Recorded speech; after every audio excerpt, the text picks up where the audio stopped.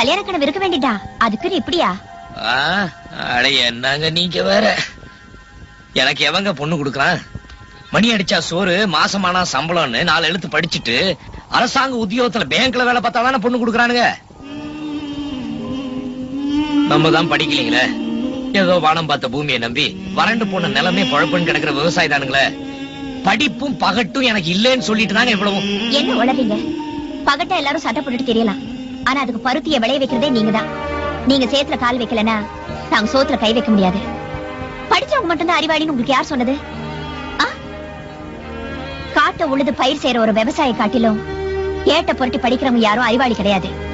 படிச்சவங்க என்ன பெரிய டாக்டர் ஆகலாம், வக்கீல் ஆகலாம், இன்ஜினியர் ஆகலாம், என்ன மாதிரி ஒரு டீச்சர் ஆகலாம்.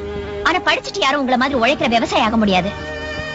விவசாயிங்கிறவன் மண்ணிலேயே பிறந்து மண்ணிலேயே வளர்ந்து இந்த மண்ணையும் மக்களையும் காப்பாத்துறதுக்காக தன்னையே அர்ப்பணிக்கிறவன். ஒரு விவசாயி மாதிரி இந்த இயற்கையை நேசிக்கிறவனோ உணர்ந்தவனோ வேற யாரும் இருக்க முடியாது.